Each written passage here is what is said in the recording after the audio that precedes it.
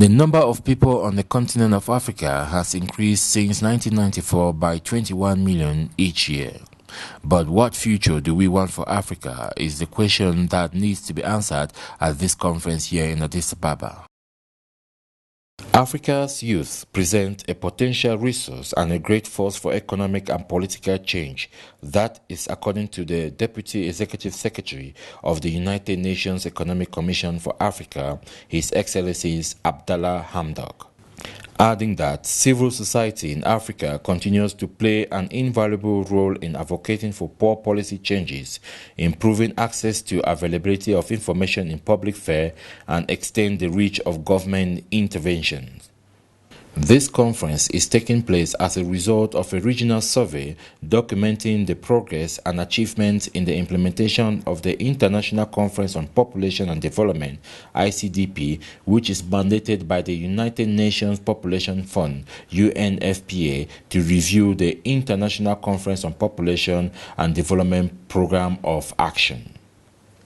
The objective of ICDP Beyond 2014 is a follow-up on the program of action from the 1994 conference, which took place in Cairo, Egypt, and was attended by 179 countries.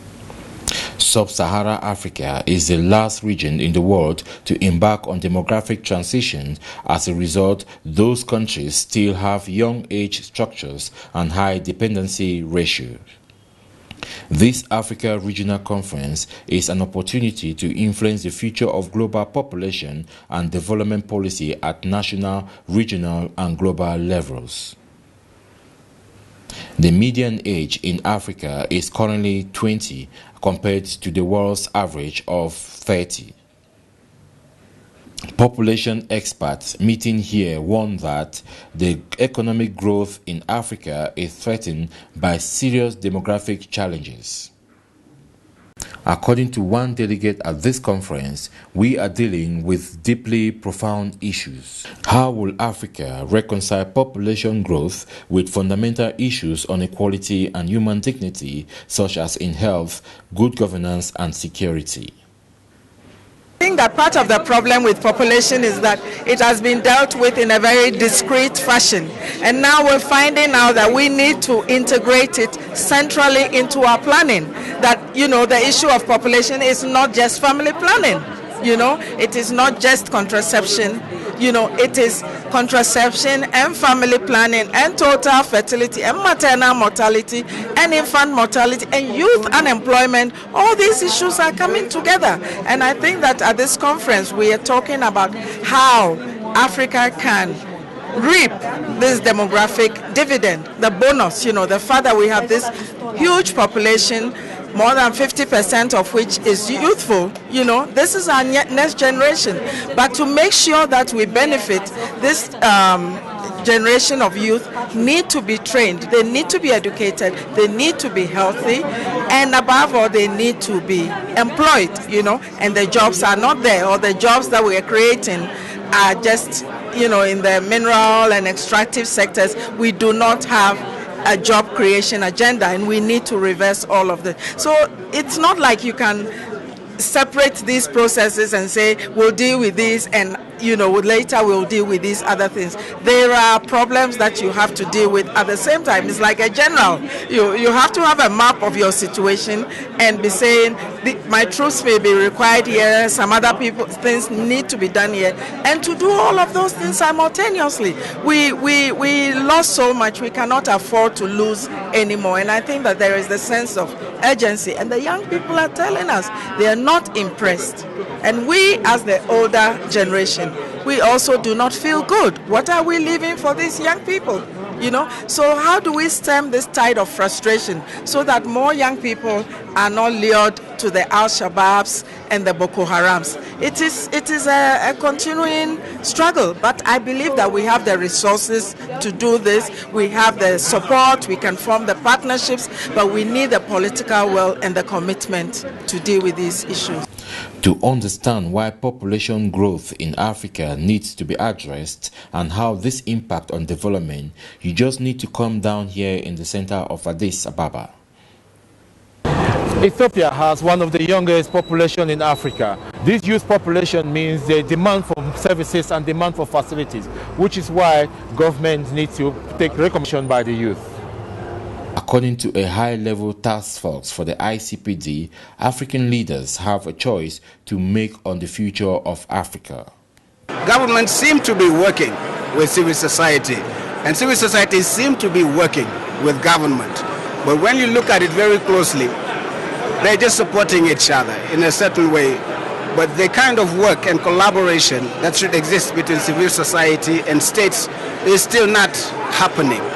So my take on that is that civil society has to look within itself, but states also have to look in the way they interrelate with civil society. Governments say they are here for people. Civil society organizations also say they are here to defend the interests of people. So as you can tell, they have the same goals. Why don't they work together? So for me, it's time to really revisit the way we interrelate and the way we interact between civil society and, of course, our states. We are supposed to be natural partners because we have the same goal, which is to serve people. Therefore, we have to sit down and really work together. The population in Africa is increasing due to high fertility level. Therefore, there is a need to educate the continent's young population on sexual and reproductive health issues like family planning. Modern African life and the approach to sex by young people in Africa seems to have taken the other end of the stick by this delegate. In fact, we are inheriting different cultures wherever we are, and this is affecting our society. The mothers should play the role, the fathers should play the role, because sex per se is not all good. There are, if the kids grow up with the wrong sex, it won't be good for the family. They've got to be told the bad part of the sex and the good part of sex, because the most important thing is to understand sex. If you want to have sex, right one, then the parents have got to get involved. The government also have got to play a role. Like in my country, it is a crime to get married, to a young man 17 or a young girl 17, whoever you are. The marriages are allowed from 18 and above. And it is now the parents, if they keep their girls or boys at home, the government have a say with them. Why are you preventing them when there is a universal decree that everybody must have education? So education is not per se studying English, studying French, studying economy. There must be social factor involved about this, because education should benefit the people. That's one. Two, the problem is the type of education we have inherited from the colonists. The type of education those days was done to produce clerks, only clerks. And the fact that we have to use resources, like in my country, do I need to study literature? Do I need to have a degree in Shakespeare? Do I need to study anthropology? Anthropology is all about the bad side of Africa, which is being taught, to make us feel inferior, and then their culture is superior. That's why they're teaching us anthropology about ourselves. I know myself. You cannot teach me about myself. Those things we have to do is to get the type of education. If your country is agricultural based, like my country, 80% of the population work in agriculture, we must have agriculture institute where everybody should be engaged in that, to have a modern technology in agriculture, and that's important. So education, per se is important, but the sex education and even AIDS, for example, kids may have gonorrhea, this is sort of transmitted disease sexually, and they don't know what it is. They cannot talk about it. They are afraid, and then later on they can die with all that, and nobody knows, because culture, is another issue. Modernization is another issue. But some people would think that, in modern days, medicine has come so far, so they can get a possible treatment, which means they can quickly identify what illness they have. But you got to talk about what is affecting you. If you don't say it, the medicine won't help you. You may get a wrong medicine. Yes? Well, that's your observation. I don't think I have an opinion in that. But Thank you very much. I mean, you also mentioned about the fact that there's a integration of different cultures within Africa.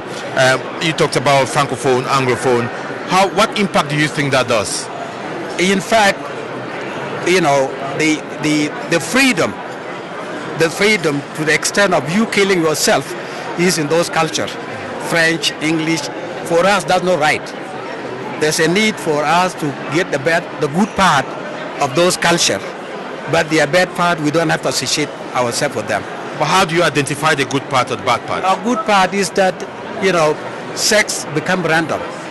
You know, that's not our culture. Our culture is sex for a purpose, to produce children. It's not a daily bread. But the other culture, sex is every day. It's got to be done for no good reasons. And they think it is an enjoyment. That's not right. And that's why we get all these diseases.